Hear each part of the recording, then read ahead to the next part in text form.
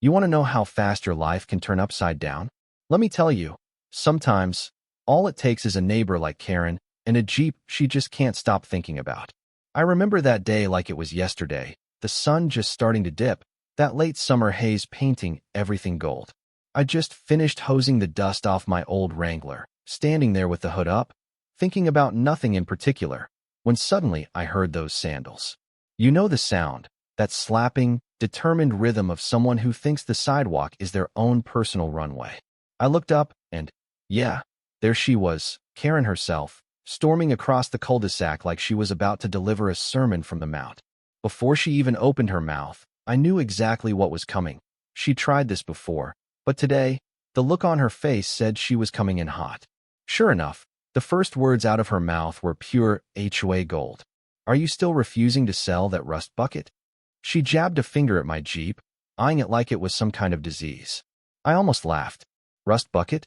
That Wrangler was spotless, shined up better than most people's new cars. And it wasn't just a toy for me. It was my tool, my lifeline. But to Karen, it was just something she thought her son deserved more. I kept my cool, like always, just leaned back and gave her that little half smile, the one that says, "We're not doing this dance again, are we?" But she wasn't having it.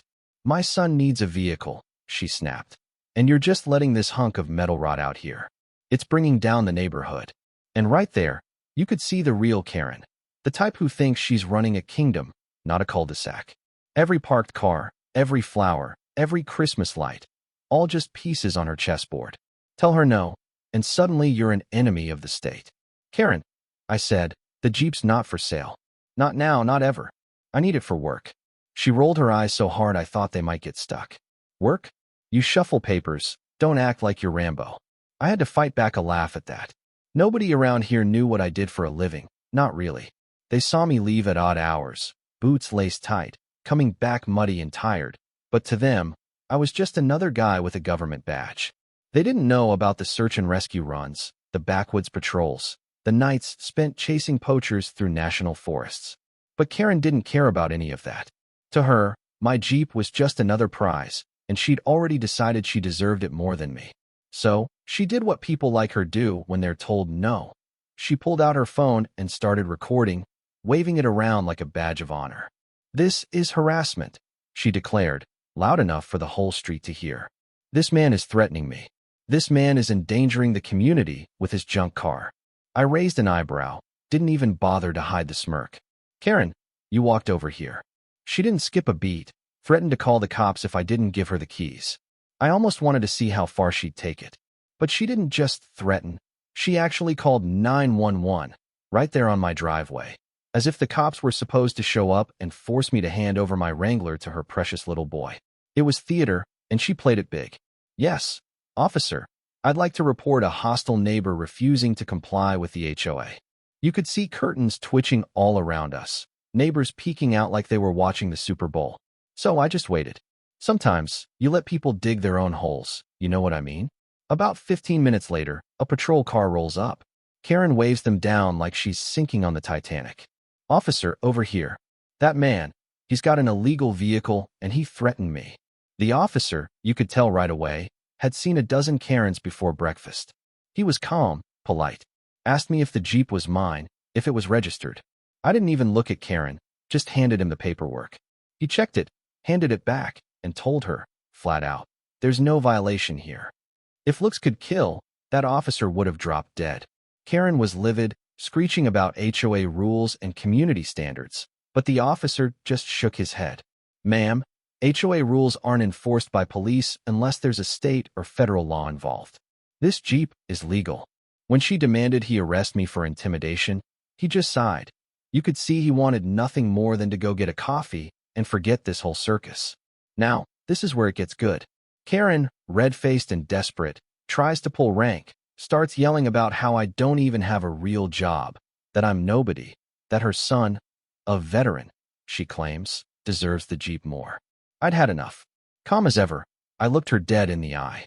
"Karen, before you embarrass yourself any further, maybe ask the officer to check my credentials."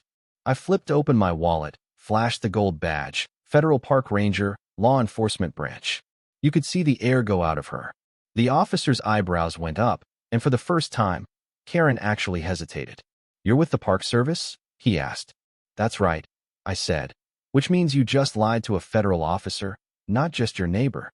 The officer's tone changed instantly, all respect and courtesy to me, while Karen sputtered and flailed. And you'd think, maybe, that'd be the end of it. But you don't know Karen. Humiliation isn't defeat to her. It's just the first act. The next morning, just as I was loading up my Jeep for a long patrol, here comes Karen again, and she's brought reinforcements. Tom the treasurer, Sandra the secretary, looking like they were on their way to storm the beaches. "The HOA has reviewed the situation," Tom announced, puffed up like a rooster. Sandra was shuffling papers for dramatic effect. "Due to your failure to comply with community harmony standards, the HOA has voted to fine you $200 a week until that Jeep is removed from your property." Karen's smile was pure evil. "You may have tricked the cops, but you can't ignore the HOA." I shut the Jeep's tailgate, turned to face them, and said, "Authority? You think a neighborhood committee can overrule federal law?" They blustered, but I could see doubt flicker. "Go ahead, issue your fines," I said. "Send it in writing. That way, when I forward it to my district office, they'll have all the evidence they need of the HOA interfering with federal business." Now, you should have seen their faces. Tom's mouth was twitching, Sandra looked like she might faint, and even Karen blinked. A couple days later, a bright red notice appeared on my door. "Immediate action required," it read. "Remove the Jeep in 72 hours or face escalating fines and legal action." Karen had signed it herself, self-promoted, apparently, to president. I didn't even get mad. I just called a friend at the federal solicitor's office, explained the situation, and sent over the paperwork. The lawyer on the other end actually laughed. "Sounds like your HOA just tried to supersede federal regs. Send everything. We'll handle it." Now, things around the neighborhood started to get weird. People would catch me outside and ask, "What's going on with Karen? Did she really try to get you arrested?" Karen, meanwhile, started spinning tales at the mailbox, that I was some sort of fake agent, that I was hoarding weapons in the Jeep, plotting to overthrow the HOA. The more wild her stories got, the less people trusted her. But she wasn't done. One night, I found all 4 Jeep tires methodically deflated, not slashed, just let out. Cute, right? What she didn't count on was that I keep a portable compressor in the back, reinflated in minutes. But I set up trail cams anyway, just in case. And wouldn't you know, the next night, I caught her on camera, in robe and slippers at 2 in the morning, crouching by the Jeep with a look of pure satisfaction. Didn't try to hide it. She was now officially tampering with federal property. I handed the footage over to Rivera, an agent from the Department of the Interior who'd gotten looped in thanks to my lawyer friend. Rivera showed up the next morning. You ever meet someone and just know they've seen everything? That's Rivera. Calm, measured, eyes that missed nothing. We went over the footage, the notices, everything. Classic HOA overreach, he said. But tampering with your Jeep makes it federal. The man actually grinned. Just then, Karen decided to make her grand entrance, storming across the lawn, binder in hand, ready to accuse me of running a conspiracy. Rivera flashed his badge, cool as ice. Agent Rivera, Department of the Interior. Here on official business. Karen went white, then red, then white again, sputtering about how the HOA had the final say and how government agents had no authority here. Rivera just wrote it all down, thanked her, and left. But Karen wasn't finished. That evening, she hired a U-Haul, brought in 2 big guys to try and tow the Jeep. I stood there, arms crossed, while Karen screamed at the workers to take it away. They took one look at my badge, heard the words federal property, and drove off. Karen actually chased the truck down the street, hollering about betrayal. Neighbors came out to watch, some even filmed it. It was like the whole cul-de-sac had turned into the front row at the circus. After that, everything unraveled fast. My trail cameras caught 2 young guys, probably high schoolers, trying to break into the Jeep at 3 in the morning.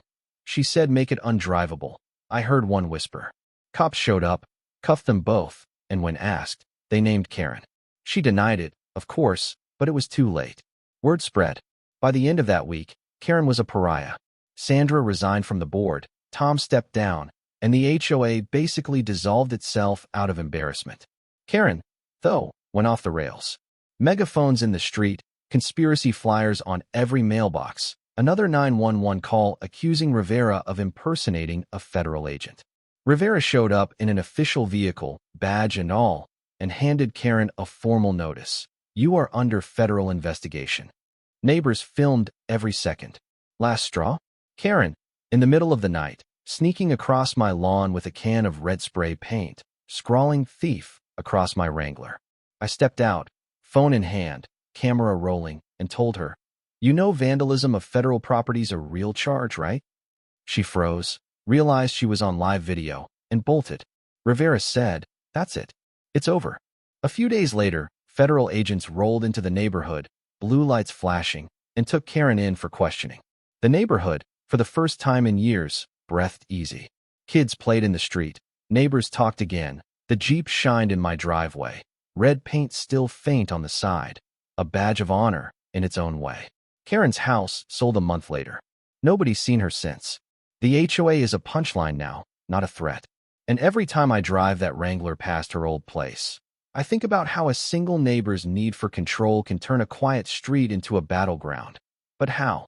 In the end, sometimes the right kind of patience, the right kind of proof, and a little bit of luck can put things right. So let me ask you, where do you stand on it? Was Karen just a villain, or was she fighting for something?